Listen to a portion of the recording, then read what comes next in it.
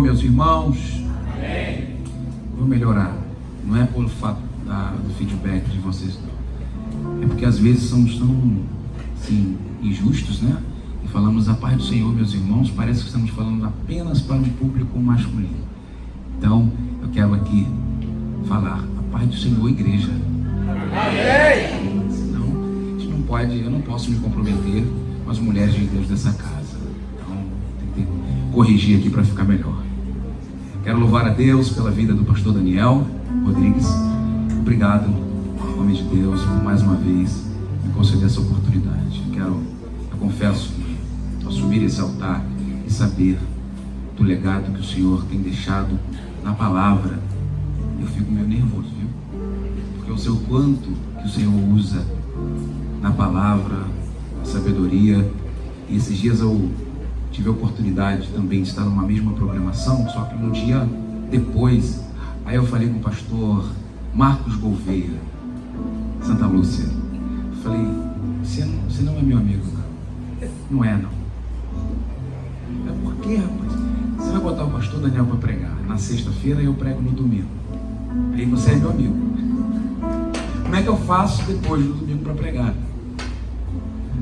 Conversando com ele, e eu louvo a Deus, é questão de respeito. E antes mesmo de vir aqui, eu sempre comentava com o pastor, que também é muito meu amigo, André Santos. André Santos é um irmão, tem desenvolvido espiritualmente cada dia mais e fisicamente também, né? Não sei se não percebido. Rapaz, tem um mistério que tu está fazendo aí, que eu quero pegar esse mistério. Eu sempre comentava, eu tenho um respeito muito grande pelo Senhor, tá? Pelo carinho que o Senhor recebe aqui, seus convidados. Muito obrigado. Deus continue preservando o Senhor a esse ministério, a todos vocês aqui. Muito obrigado mesmo.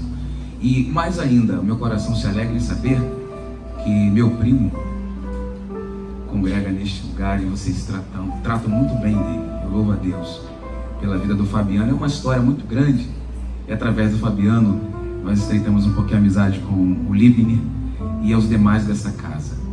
O Fabiano, depois conversamos, não dá tempo. Fabiano, eu fui descobrir que sou primo do Fabiano há um ano atrás, né, Fábio? Nem um ano ainda. Coisa de Facebook que faz essas coisas boas pra gente também. E só veio a somar.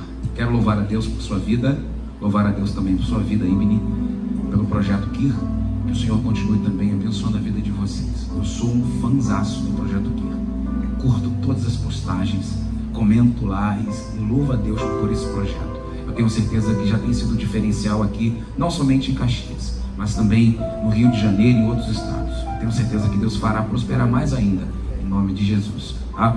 Os meus amigos que já foram aqui apresentados, cantor Matheus Rocha, cantor Gênesis Herrera, o Cleidson, que é o batera. Meus filhos estão na salinha. Não sei se os irmãos perceberam. Meu filho veio aqui na frente agora e tal. E toda vez que eu estava conversando com o pastor Daniel, toda vez que ele tem que sair comigo na agenda, minha esposa não pode ir, aí ele fala, pai, tem salinha na igreja?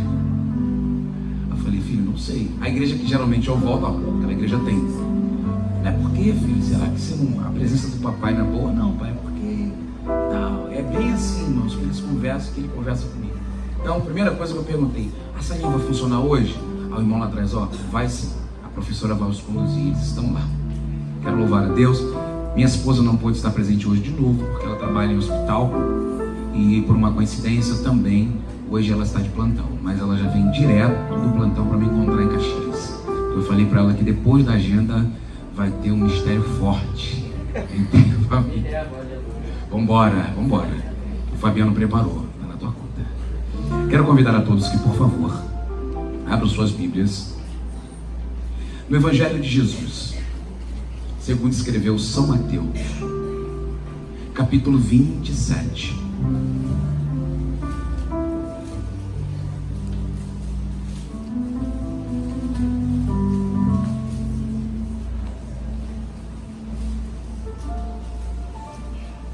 Versículo 39. Evangelho de Jesus, segundo escreveu São Mateus, capítulo 27, versículo 39.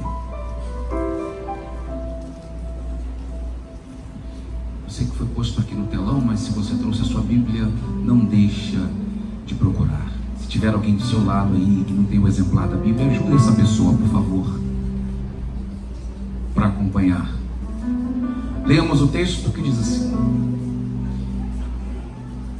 e os que passavam blasfemavam dele, meneando a cabeça e dizendo: tu que destróis o templo e em 3 dias o reedificas, salva-te a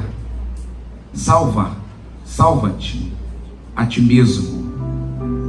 Se és filho de Deus, desça da cruz. Você pode repetir comigo, por favor? Se és filho de Deus, desça da cruz. Aumenta mais, por favor. Se és filho de Deus, desça da cruz.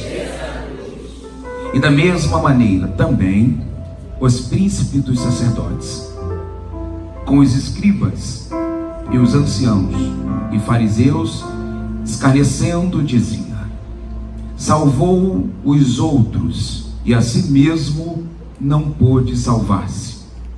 Se é o rei de Israel,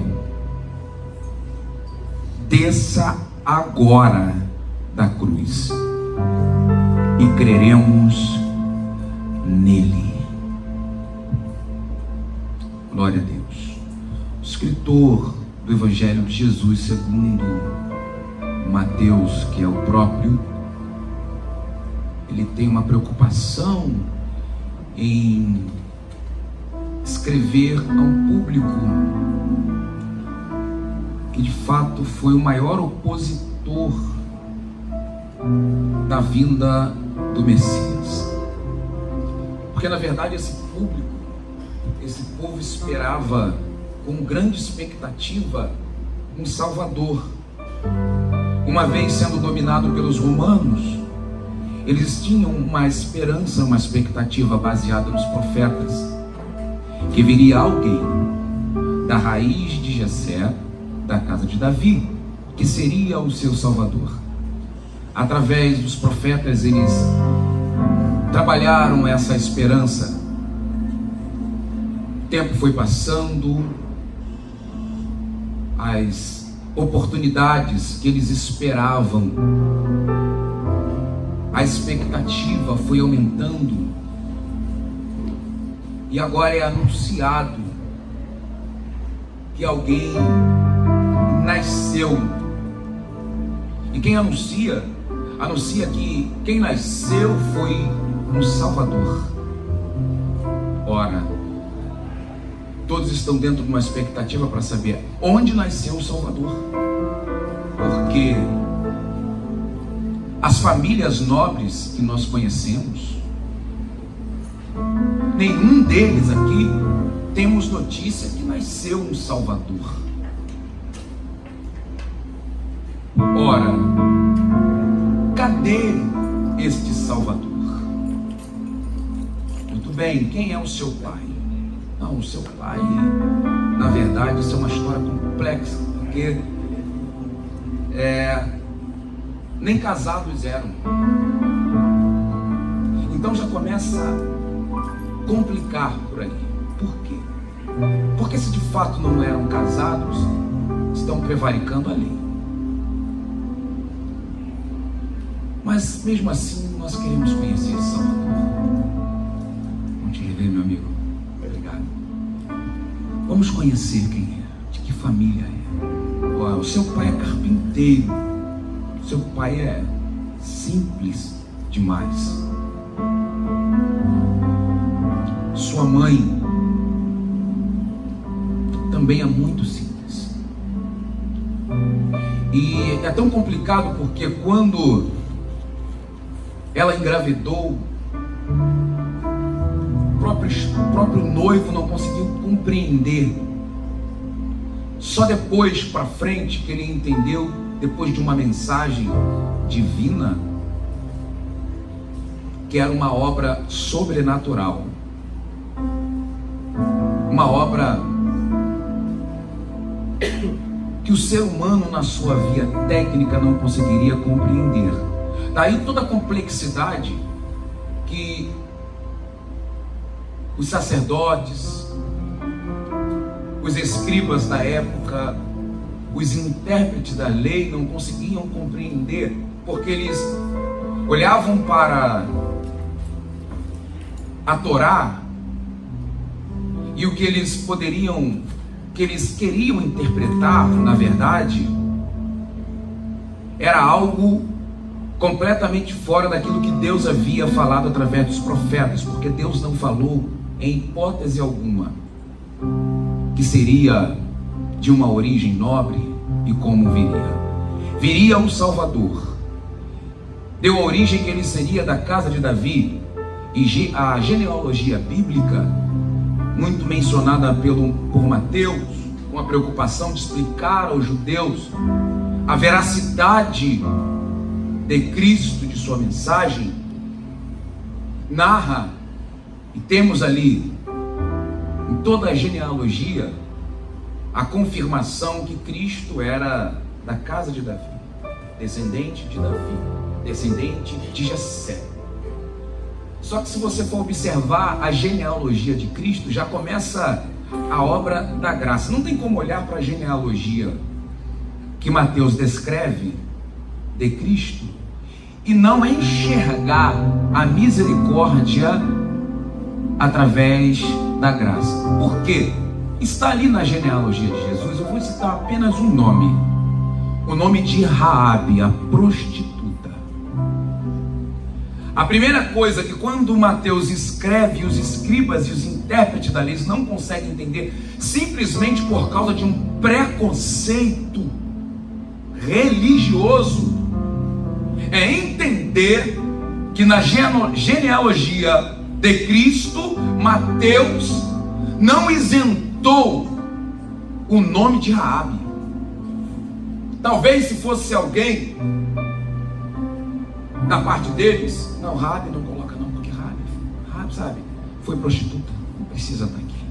Vai ser uma vergonha colocar na genealogia, mas estava lá. É fato. E se é fato, eu entendo que é uma graça de Deus que estava sobre a vida daqueles. Era um recado dentro da genealogia de Cristo. Se você ler pausadamente, você vai observar.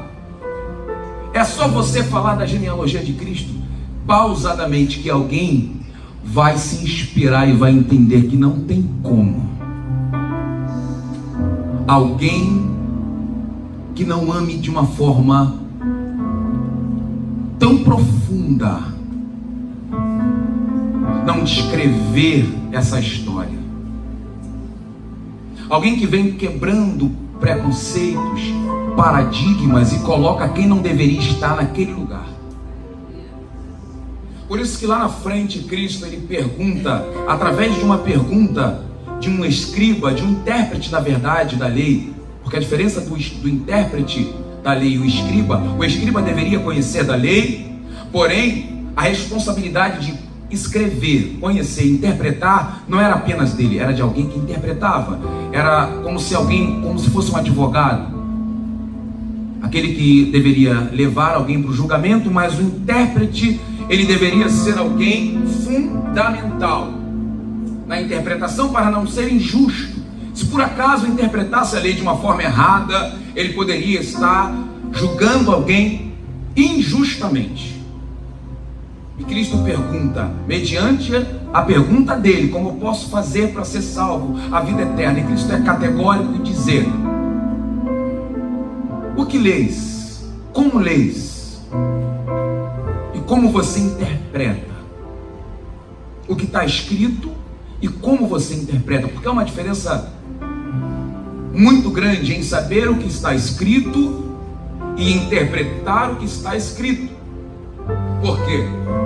Muita gente sabe o que está escrito, mas não faz uma exegese correta, justamente porque o que está escrito confronta o que ele é. E se confronta o que eu sou, mas eu tenho poder nas mãos e autoridade, eu posso interpretar do jeito que eu quiser. Em outras palavras, eu posso burlar isso aqui e jogar uma meia verdade para o povo, porque daí ninguém vai ponderar, porque eu sou o intérprete e eu tenho uma autoridade de interpretar. Aí Cristo entra exatamente neste ponto, e no final de tudo ele percebe que ele estava completamente equivocado com tudo aquilo, porque ele tentou pegar a lei sendo a própria lei. Não tem como. Ele tentou persuadir a Cristo sendo ele o verbo vivo de Deus. João, ele é categórico no capítulo 1, versículo 1, dizendo que no princípio, na criação, antes da existência do homem e desse mundo cósmico, no princípio era o verbo, e o verbo estava com Deus, e o verbo era Deus.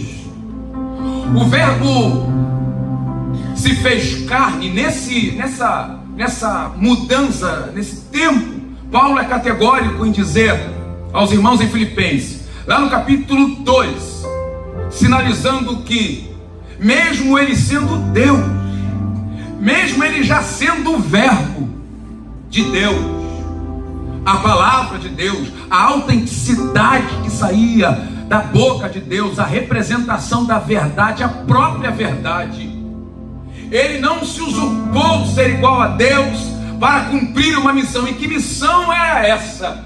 A missão mais difícil, a missão mais complexa. Ele sabia que ele não deveria descer como Deus, ele deveria descer como verbo. Ele não deveria descer como Deus, e descendo como verbo, para se materializar, ele sofreria as dores, as angústias. Mesmo sendo Deus, ele não usurpou ser igual a Deus. Antes, aí vem um outro ponto que mexe comigo: humilhou-se, porque está num lugar de soberania, lugar onde ele estava ninguém poderia alcançar, ninguém poderia chegar, e ele se prontifica e diz assim: eu vou descer o nível, vou sair do lugar aonde eu estou para cumprir essa missão. Porque se de um homem, a partir de um homem, entra o pecado no mundo, eu já estou aqui verbalizando o que Paulo sinaliza: através de um homem também entrará a salvação. Mas entre essa questão de salvação, entre esse período de salvação, de pecado e salvação, precisava de alguém que estivesse legal diante de Deus. Porque entre pecado e salvação, no meio está a justificação e a santidade, para trazer o homem de volta. E Cristo sabia exatamente o que ele iria passar, mas ele cumpriu o propósito. Eu vou me humilhar, eu vou descer. E Paulo continua falando: humilhou-se, colocou-se como um homem. E quando eu leio o texto que Paulo fala que ele se humilhou e se colocou como um homem, eu entendo que ele estaria sujeito a sofrer as tentações, sofrer as angústias, as batalhas da vida, para poder cumprir um propósito. Só que através dessa decisão, Paulo, ele continua dizendo: mas Deus, o propósito era de Deus, mas a atitude foi de Cristo. O propósito era de Deus, mas a atitude foi de Cristo. O propósito de redenção era do próprio Deus, mas a atitude de se levantar e dizer: não, se não tem ninguém lá na terra que qualifique a redenção, e esta redenção vai trazer de volta o homem para um relacionamento comigo, contigo, eu vou me prontificar para dizer: eu estou aqui. Em Apocalipse, na ilha de Patmos, Deus revela a João: antes do pecado, ele já estava sacrificado. Antes de Adão pecar, o cordeiro já estava morto. Eu queria falar para alguém, pedir para você falar para alguém que está ao seu lado, que por favor diz assim: antes de você existir, o cordeiro já estava pronto para a redenção da sua vida. Deus não brincou com o ser humano, Deus não brincou com Adão, não. Era a liberalidade, era o propósito de escolha que Deus já deixou para o ser humano. Mas Deus já tinha um propósito de redenção, de restauração. E este propósito começa em Cristo. O Verbo se fez carne e habitou entre nós. As Escrituras são claras e objetivas. Os livros extrabíblicos de alguns historiadores, de alguns filósofos, atestam a presença, a vida de Cristo. Os católicos são categóricos de dizer que Cristo de fato veio, cumpriu sua missão, embora discordamos de alguns conceitos teológicos dele, mas eles são firmes em dizer que Cristo cumpriu seu propósito. Outras religiões, se você pegar alguns filósofos, mesmo não professando fé em Cristo, eles vão sinalizar, eu poderia citar muitos aqui, que Cristo de fato cumpriu e existiu e veio como homem. Mateus, ali no capítulo 4, ele narra uma história e diz que o Espírito Santo conduziu a Jesus conduziu Jesus aonde? Ao deserto, dando lugar para direcionar, e vai direcionar ao deserto. Só que ele conduz a Cristo ao deserto, e eu entendo, na obra e na Torá que Deus deixou a Moisés, mesmo ele quebrando, quando ele quebra a Torá e vê o pecado do povo, por isso que agora eu entendo, dentro desse contexto, que o ser humano não estava realmente capaz de se sacrificar pelo outro. Por quê? Porque eu consigo caminhar com alguém enquanto ele não falha comigo. Eu consigo amar essa pessoa enquanto ela não falha comigo e não falha com aquilo que eu prego, com aquilo que eu falo. Mas a partir do momento, se é o ser humano, a partir do momento que essa pessoa falha, o meu coração já fica angustiado. Deus não é assim.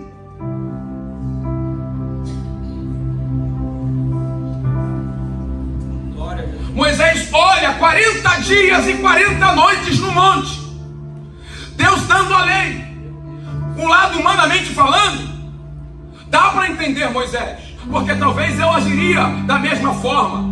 Ele vê o povo quebrando, pastor André Santos, todos os princípios, tudo aquilo que foi pregado, sacrificando a outros deuses, usando aquilo, o que eles tinham de ouro, de valor, para poder sacrificar a outros deuses, com condição ainda, e com a liberalidade de Arão, sacrificam. O culto não era de Deus. Moisés desce do monte e diz: o que é isso? Pega as tábuas da lei, quebra. Só que aqui está o grande problema. Quando Moisés quebra as tábuas da lei, que foi esculpida pelo próprio Deus na pedra, preparada pelo próprio Deus, Moisés está declarando: eu trouxe a lei de Deus, mas vocês pecaram. Para Moisés, talvez não era uma atitude de angústia, de revolta, dá para entender de uma certa forma. Mas o próprio Deus se manifesta a Moisés, dizendo, como se dissesse assim: Moisés, não mandei você quebrar nada, sobe para o monte de novo. Porque quem fez fui eu, quem escolheu amar esse povo sou eu que escolhi, inclusive você. Meu Deus, glória a Deus. Eu escolhi esse povo e você não tem o direito de quebrar aquilo que está escrito, as mesmas promessas. E mas o pecado, as mesmas palavras.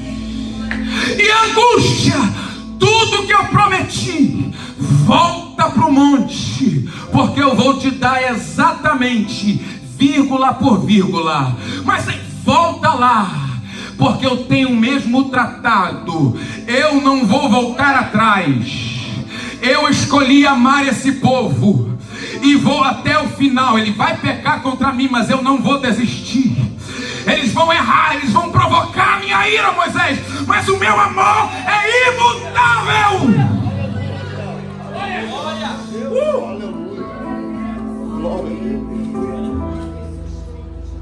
Tem muita gente quebrando aquilo que Deus deixou pronto por causa do seu amor, justamente porque não valorizou meu esforço.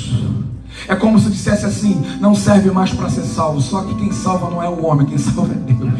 Quem escolheu te amar não foi o ser humano, quem escolheu te amar foi Deus. Então, se Deus está dizendo, se tem tempo, tem oportunidade de arrependimento para a sua vida, aproveita a oportunidade. Alguém olha para você e declara: não tem mais jeito. Deus está dizendo: eu escolhi te amar. Eu escolhi preservar a tua vida. Enquanto você quiser se arrepender, meus braços estarão abertos, a porta da graça estará aberta, porque a oportunidade quem dá sou eu. Escreve tudo novamente. Eu quero abrir um parênteses para dizer para alguém que talvez chegou aqui e não acredita mais, está desacreditado, porque você já saiu tantas vezes. Isso já provocou no coração até de alguém que caminhou contigo uma descrença até onde você pode ir. E você mesmo começa a acreditar, dizendo: não dá mais para ir, porque eu já pequei tanto, eu já desagradei tanto a Deus, eu não tenho mais para onde ir.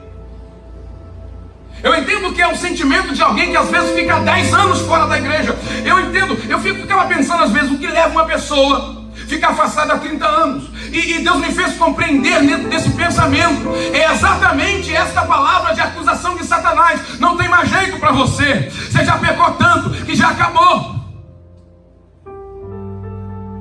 Você já pregou, você já cantou, você já participou de tudo na igreja e não acontece mais nada na tua vida. Só que eu tenho uma palavra de restauração e de cura para alguém aqui nessa noite.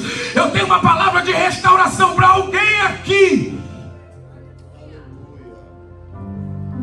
Estava dentro da lei, dentro de tudo que Deus havia preparado, a obra da expiação. A expiação, ela apenas cobria o pecado. Deus, Ele queria se manifestar, se relacionar, e a forma que Ele prepara para o povo era exatamente isso. Vai sacrificar o cordeiro imaculado, o sangue do cordeiro deve ser espargido no altar. Em determinado ponto, sacrificava-se um cordeiro e o outro mandava para o deserto. E é aqui que Mateus escreve no capítulo 4. Quando Jesus está indo ao deserto, a expiação, a obra da expiação já está dizendo assim: já vou chegar pelo deserto. Já é um sinal. Mateus escrevendo que Jesus vai sendo conduzido ao deserto pelo Espírito, não era para fragilizar aquilo que Cristo já estava pronto para fazer. Ele indo ao deserto, era o próprio Deus dizendo: está começando a se cumprir. O diabo lá no deserto, talvez, pastor Daniel, permita-me fazer um pensamento aqui, dentro desta palavra, estava dizendo: agora ele vem.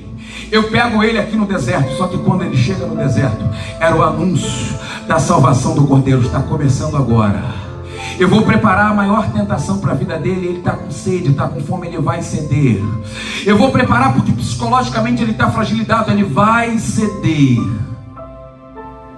Só que uma das palavras de Cristo no deserto para o diabo, no capítulo 4, versículo 4 de Mateus, foi exatamente essa: nem só de pão viverá o homem. Aleluia. Glória a Jesus. Glória a Deus. Eu aprendo com isso que o evangelho da cruz é o evangelho que Deus pode te dar a oportunidade de muitas coisas financeiras aqui nessa terra, muitas coisas que devemos ter para viver nesse mundo cósmico, mas não é a prioridade do evangelho. A prioridade do evangelho é renunciar o pão que alimenta a minha carne e saciar a minha fome com o pão vivo que desceu do céu.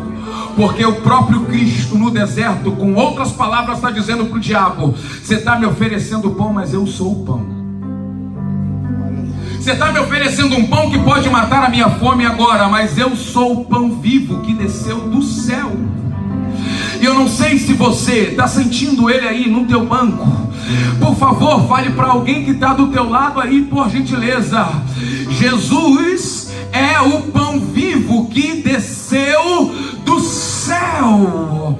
Ele é alguém que sacia a sua alma, a fome da sua. Ele é alguém que cura não somente aquilo que é por fora, mas por dentro. Ele sofre das mesmas tentações, porque aqui na terra não há manifestação de divindade, porque o propósito do diabo era que ele manifestasse a divindade para acabar com o propósito do Calvário. Olha isso, pregador.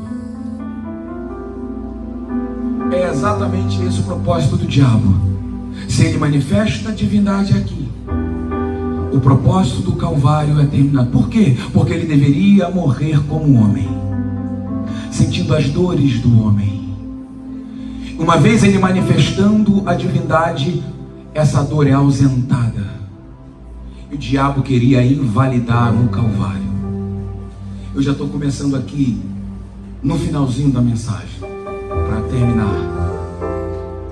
E aqui, quando eu leio as palavras de Mateus relatando os acontecidos em Jerusalém, ele está exatamente declarando palavras de um povo que o entregou para a morte. Cristo foi entregue pelos seus irmãos,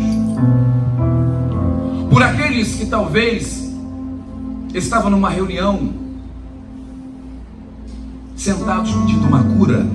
Por isso que a grande preocupação do evangelho que se prega só para aquilo que pode receber materialmente de Deus é muito preocupado, é muito complicado.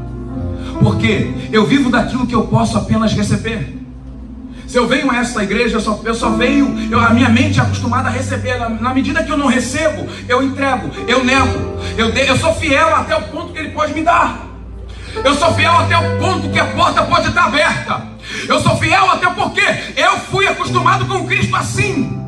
Se você ler na Bíblia, Cristo, os milagres dele, no final, a ideia não era apenas saciar uma fome material. Aí se ele curava, ele dizia: a tua fé te salvou. Mas ninguém pediu salvação, mas ele está dizendo: eu estou te curando, não é para você ficar dependente da cura do físico. Eu estou te curando o físico, mas estou dizendo que a tua alma, antes de ser curada da enfermidade, a tua alma foi tratada.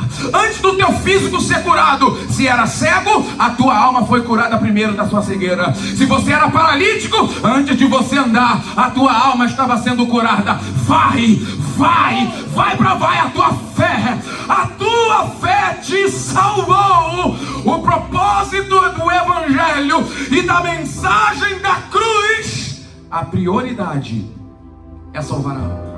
Glória a Deus. Aleluia. O profeta Isaías, ele vai descrever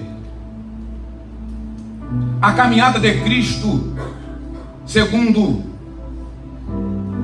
a cultura da época por morte de cruz, porque morte de cruz era morte de maldição.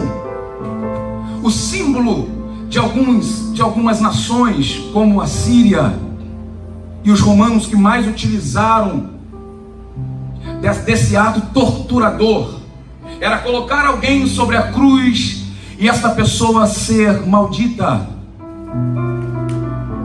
A cruz era símbolo de maldição. Alguém que era colocado na cruz era alguém que carregava o símbolo da maldição. E quem olhava para alguém na cruz dizia: ele é maldito. A família carregava depois uma angústia na alma por causa do sofrimento, porque antes de ir à cruz, esse alguém que foi julgado à morte de cruz era açoitado, passava vergonha em praça pública, a sua carne era dilacerada, e ele era obrigado, depois de todas as dores, carregar a sua própria cruz para o fim da sua morte. Eu me recuso a acreditar que Deus levantaria um profeta que, teologicamente mais conhecido como profeta messiânico, iria profetizar que ele, sob suas pisaduras, nós seríamos sarados apenas no corpo físico. Acreditar no Evangelho, acreditar numa mensagem que apenas pode salvar a minha carne, salvar a minha conta bancária, o meu corpo físico, é acreditar em um Evangelho falido. Ele pode sarar a tua dor física, ele pode sarar, ele pode prosperar a tua vida. Só que o propósito do Evangelho, o propósito das pisadas de Jesus em Jerusalém, o seu sangue se esvaindo, a vergonha pública, não foi para este mundo material, não foi para o cósmico, foi visando a redenção e a justificação da tua alma. Foi levantado um perdão para a tua alma, porque depois do pecado nós ficamos doentes de alma. A expiação, que no Antigo Testamento apenas cobria, agora João Batista vai olhar e diz assim: este é o Cordeiro. Ele identifica, pastor Daniel, a sua própria salvação. Este é o Cordeiro de Deus, o Cordeiro que não mais me permitirá oferecer sacrifício para cobrir o meu pecado, o Cordeiro que vai ser o próprio sacrifício, para que um dia, aonde eu não podia chegar, eu vou poder ir onde? Aonde apenas o sumo sacerdote podia entrar. A liberdade, Libni, que nós não teríamos, que nós não tínhamos. João Batista vê a minha geração.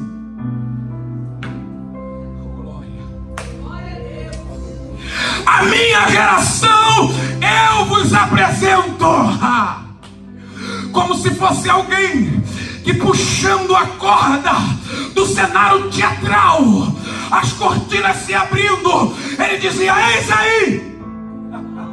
Glória a Jesus. A cortina se abre. Quem é João? É desse que eu falava, é desse que eu pregava. Quem é ele, João? Não. Ele é o Cordeiro. É esse que eu estava esperando. Era esse que eu saía no deserto anunciando: raça de víbora, arrependei-vos, porque é chegado o tempo. Aleluia. Eu era apenas uma voz. Por isso que quando alguém queria me colocar, saber do meu nome, não, eu sou a voz. E eu peguei essa palavra de João entendendo que eu sou uma voz. Por quê? Porque importa é que ele cresça. Aleluia. Se alguém prega e Deus impacta a igreja, quem tem que aparecer é ele. Se eu canto aqui, se alguma coisa acontece aí, eu entendo que enquanto quanto mais a glória se manifesta, quanto mais a presença se manifesta, eu sumo do cenário, a cortina fecha para mim e se abre para ele. Aleluia. Segura a mão da pessoa que está do seu lado aí nessa noite. Eu estou encerrando aqui a palavra. Glória a Deus. Aleluia. Diga para ela: Deus está fechando a nossa cortina hoje, porque a cortina já foi aberta no céu. E quanto mais a nossa cortina for fechada, a do céu está sendo aberta. Quanto mais a cortina do céu, quanto mais estamos subindo no cenário, a presença do Eterno vai se manifestando, a glória de Cristo vai lá e de canto remassanda.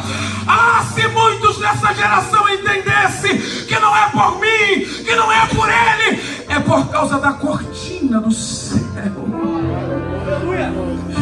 que está aberta, meus amigos.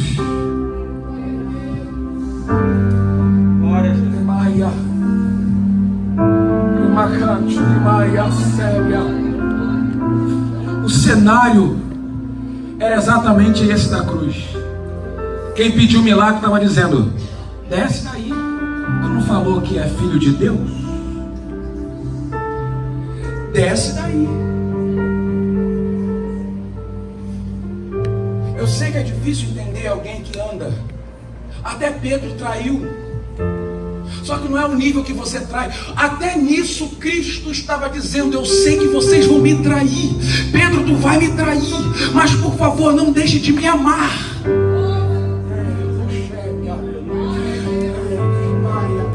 Que vocês peçam milagre, mas não deixe de me amar.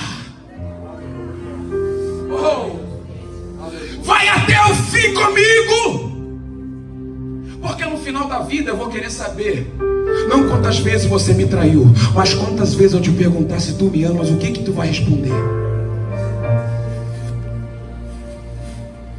Pedro, tu me amas? Te amo, Senhor. Pedro, tu me amas? Mas, irmão, pense na comoção e nas lágrimas de Pedro, porque a diferença de Judas e Pedro é muito grande. A diferença de arrependimento e de remorso é completamente diferente. Remorso é alguém que consegue no seu rosto chorar contigo, mas o que ele fala não condiz com a sua alma, não condiz com a verdade. E ele mesmo não perdoa a si próprio. A pessoa prefere, e eu não estou julgando, tá, o sentimento de alguém, pelo amor de Deus. Eu estou apenas parafraseando, se é que posso dizer assim, transliterando, não sei exatamente, os doutores me ajudam, por favor, porque aqui eu sou meio fraco nesse negócio. É alguém que olha e diz assim: não, eu até tentei entregar as moedas, mas quando há oportunidade de perdão, ele não perdoa a si mesmo, pastor André, Líbia e meus amigos, e prefere ir até o final com aquele pensamento. E muita gente, talvez, não sei, eu não sou psicólogo, talvez seja o pensamento de muita gente que dá cabo de sua vida, que não perdoa as suas próprias falhas. Há uma oportunidade, Deus está falando para alguém aqui: deixa esse remorso de lado, quebra esse gelo, tem perdão para a tua vida. Não importa até onde você foi pecando, errando, importa o que você vai fazer daqui para frente, o quanto que você vai declarar para Cristo, o quanto que você aprendeu até com esse teu erro aí, até com essas tuas falhas, até onde você vai chegar. A terceira pergunta: Pedro, tu me ama? Imagina um olhar de Pedro chorando: Senhor. Ele dizendo: Senhor, é Senhor da minha vida. Eu te declarei um dia, tu falou que eu iria pecar, eu ia negar, mas eu não acreditei. E eu aqui mais uma vez quebrando os paradigmas, mas eu vim aqui te dizer que tu veio me encontrar na beira da praia para dizer: se eu te amo, Senhor. Quem entende que Ele é Senhor da tua vida, no dia que você perder a noção que Ele é Senhor da tua vida, o senhorio de Cristo, a tua vida vai tomar outro rumo. Mas no dia que você entender que Ele é Senhor da tua vida, manter a cada dia que Ele é Senhor da tua vida, independente das tuas falhas, pode ter certeza que haverá oportunidade, haverá mudança, haverá forjamento no caráter, haverá transformação, porque não importa o quanto eu pequei, importa o quanto eu entendo que Ele é Senhor.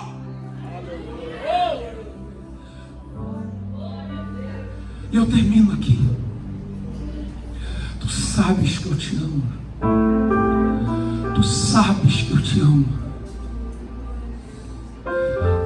A multidão que pedia milagre apenas, que não entendia o propósito da cruz, está dizendo: desça daí, debocha.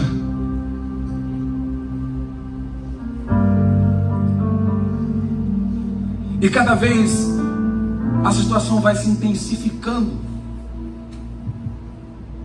porque cada prego na mão, nos pés, a maldição estava ali simbolizando. Vai chegando o meio-dia, 1h da tarde, e os príncipes, psicologicamente, Cristo sendo provado até na hora psicológica, até na área psicológica dele, no emocional. Se tu és filho de Deus, salvou tanta gente, por que não salva-te a ti mesmo? Desça daí agora. Já se pegou fragilizado emocionalmente e mediante essa situação, porque tem pessoas que são assim,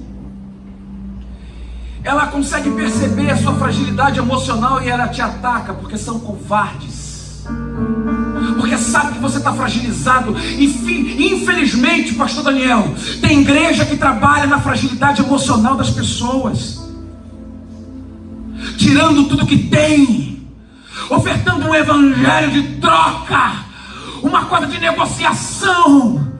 Eu quero te dizer que essa igreja foi plantada aqui, não foi para trabalhar na tua fragilidade emocional, foi para te dizer que hoje a cura para a tua alma, independente do que você entregou aqui, independente da tua oferta, há salvação para a tua vida. Aleluia! Glória a Deus! Já estou encerrando. Pronto. Desça daí. Ele desce agora. Desça agora daí. Alguém achava que eram os pregos que seguravam o corpo de Cristo? Os judeus já estavam prontos, dizendo: se passar de 12 horas, vamos quebrar as pernas dele. Ele vai morrer de asfixia.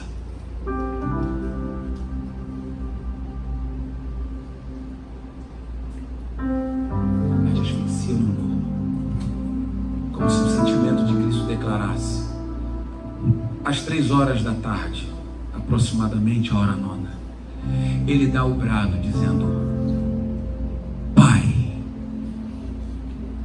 Elohim, ou Eli, Eli, lama sabachthani. Quem pode declarar isso aqui? Diga: Senhor, Senhor, Deus meu, Deus meu. Vamos lá. Elohim.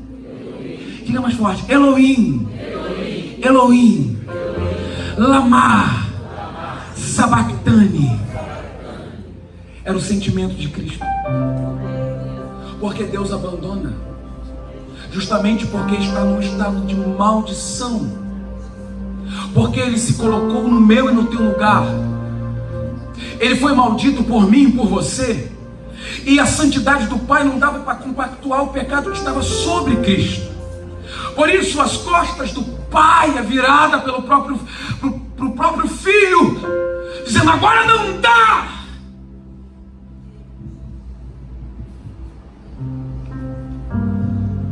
O sentimento foi de abandono.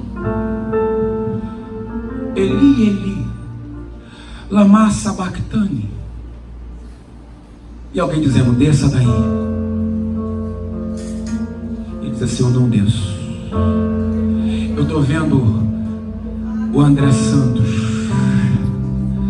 eu estou vendo a igreja em centenário. Eu escolhi ser maldição por ela. Engana-se alguém que acha que tomou a minha vida. Ninguém toma a minha vida, sou eu que entrego. E eu entrego exatamente por amor. O amor que João Evangelista escreve no capítulo 3, versículo 16. Porque Deus, quem pode declarar nessa noite? Porque Deus. Posso colocar a igreja de pé, pastor? Você pode se colocar de pé? Levante as suas mãos assim e declara: porque Deus amou o mundo de tal maneira que deu o seu único filho, para que todos, diga, para que todos, aquele que nele crê não pereça, mas tenha vida eterna. É um amor indescritível. Aleluia! O que prende, na verdade, desculpa aqui, não é prego na cruz. O que as autoridades não conseguiam compreender, pastor, desculpa, Ezequias, não conseguia compreender, pastor Ezequias, que não eram os pregos que seguravam ali. Jesus não queria ser o herói dos judeus. O que segurava era a atitude do amor. Eu estou sentindo a dor, mas eu não desço. Está sofrendo, estou sofrendo, mas eu não desço. Ele está expressando aos discípulos o que ele disse no capítulo 16 do próprio Mateus. O que Mateus declara, as palavras de Cristo: quem quiser vir a mim, após mim, negue-se a si mesmo. Evangelho só é evangelho se eu tenho cruz. E não é uma cruz como um amuleto. A cruz simboliza não alguém que se sacrifica por alguém, é alguém que carrega suas responsabilidades, que é forjado na hora da dor. É mais ou menos assim. Desce pedestal aqui, eu já encerro agora. Alguém está dizendo assim: não, rapaz, você está muito pesado, você está carregando. Porque evangelho é isso. É alguém tentar levar falso contra a tua vida. Cristo, no capítulo 17 de João, versículo 16, disse assim: Pai, eu lhes dei a sua palavra e o mundo os odiou, mas eu não te peço que os tires do mundo, mas os livra do mal. Sabe por que você não desiste dessa prova, dessa luta? Às vezes dá vontade de largar a cruz, e alguém vai dizer assim: não, tira essa cruz, tira aí, tira, deixa eu puxar. Jesus está dizendo: não larga, não larga, porque eu te dei para você carregar. Evangelho é evangelho. Meu irmão, vou usar um termo aqui um pouco forte, talvez seja uma palavra chula. Pau está quebrando nas tuas costas. É como a juventude está dizendo: a chapa está quente. Estão querendo difamar a tua casa, a tua família. A calúnia está chegando. E tem hora que, vamos ser sinceros, dá vontade de largar a cruz, jogar tudo, largar, tirar a gravata, largar o microfone, acabar com tudo e ir embora. Eu quero uma pessoa aqui para dizer que nunca teve esse sentimento. Segura na mão de quem está do teu lado e diga: esse sentimento faz parte da caminhada. Shemaia, Churicalamassara, Diplomassa, Candacianda, Chalmenergmaia. Cada passo que você dá parece que o mundo está desabando, mas é Deus dizendo: resista, porque eu estou aí.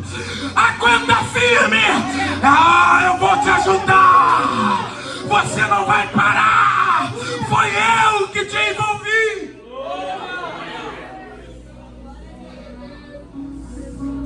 Mas, Pai, eu tenho um espinho na carne e não aguento.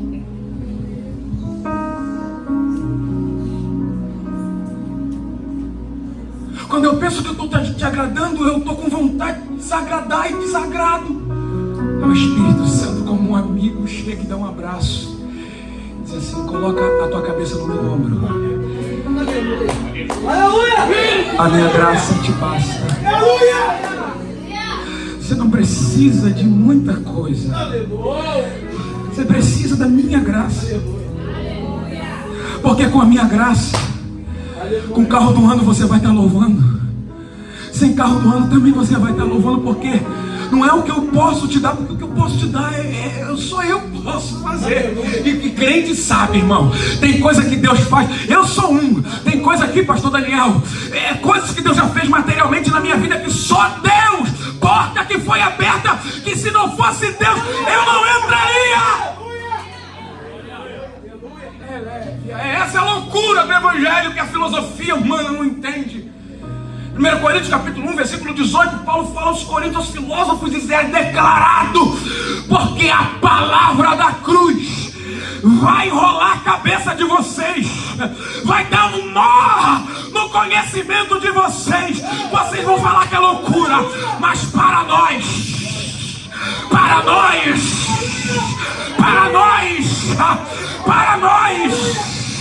a cruz de Cristo é poder de transformação, de redenção, de restauração, de justificação, de mudança. Aleluia!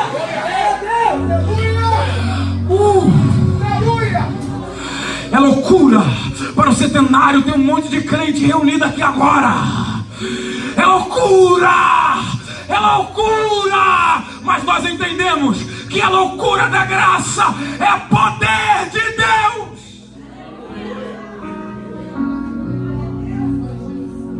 Não larga a tua cruz.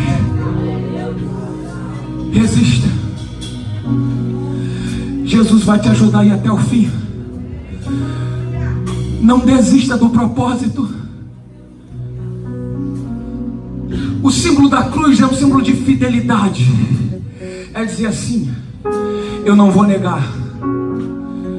Estão dizendo que na época que eu ia para o baile era melhor, porque eu não passava porque eu passo agora.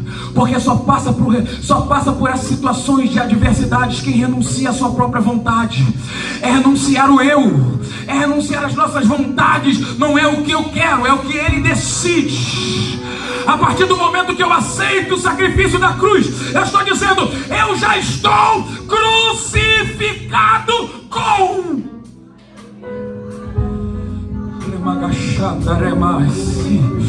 Dá uma palavra para a tua vida hoje aqui. O Espírito Santo está renovando a força, está renovando no mundo espiritual, ao mover aqui nesse ambiente. Ninguém, talvez os teus olhos não podem ver, mas o mover do Espírito Santo está nesse lugar, renovando vidas, te dizendo: segura, aguenta mais um pouco.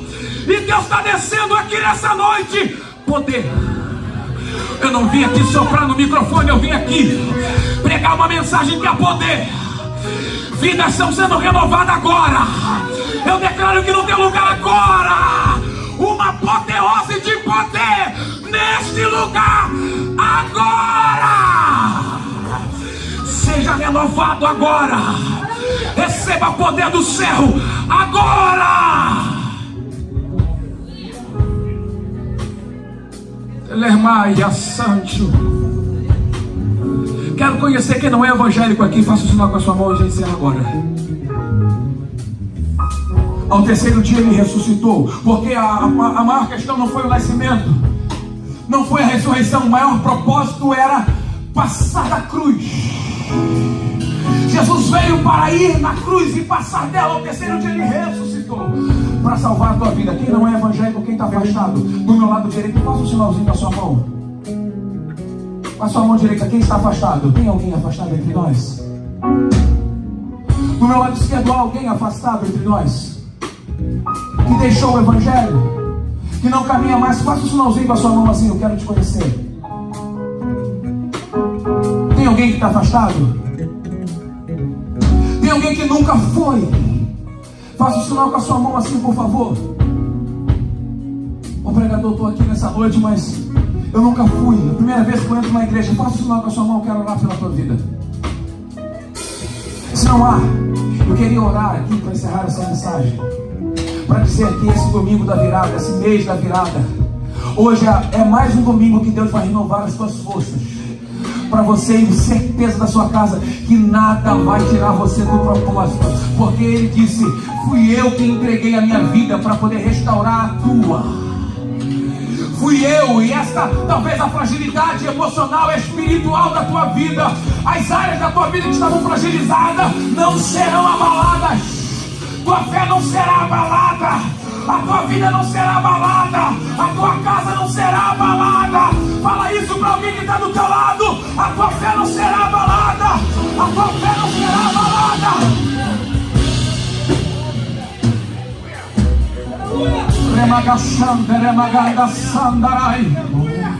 Que haja renovo sobre a tua vida agora.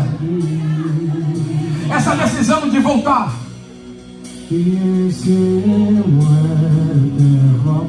Eu vejo vidas chorando aqui.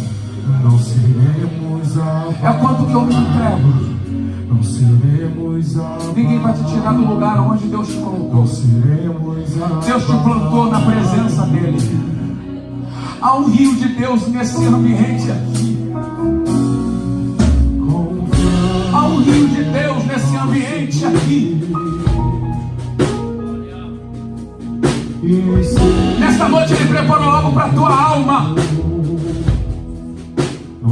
para fortalecer a tua fé, para dizer que a cruz, as responsabilidades, as dificuldades tem aumentado, a tribulação tem aumentado, mas isso está forjando o teu caráter, isso está fortalecendo a tua vida, isso está fortalecendo o teu caráter nesta noite aqui. Os desejos da carne, os desejos nossos diários de desistir, de desagradar, a presença do Espírito Santo sobre as nossas vidas nos fortalecerá. Quem pode ser, quem pode sentir nesta noite que o Senhor está fortalecendo as tuas bases aqui, fortalecendo a tua vida hoje aqui, fortalecendo a tua fé. Talvez o final do ano está chegando, e como todo final do ano, Deus não espera o tempo, Deus não trabalha, não é preso em tempo, mas alguém que coloca isso na mente: até agora Deus não me abençoou, até agora não aconteceu nada, esse ano é o ano que eu preciso esquecer. Mas hoje talvez seja o domingo que você precisa marcar na sua vida, que é o lugar, é o momento que Deus preparou para renovar a tua vida, renovar a tua fé, renovar as tuas forças. Eu declaro que em nome de Jesus haja restauração sobre a tua vida agora. Eu declaro que em nome de Jesus, seu ministério, sua vida, haja verdadeiramente uma virada, um renovo em nome de Jesus. Mas vem sobre nós assim, vem sobre nós aqui, então Espírito Santo, Deus, como bálsamo suave, sara as nossas dores. Alivie, Senhor, as nossas enfermidades, porque nós não queremos desistir, nós não queremos largar a cruz, nós queremos prosseguir chorando, até prosseguir em angústia, até, mas declarando que somos crucificados contigo.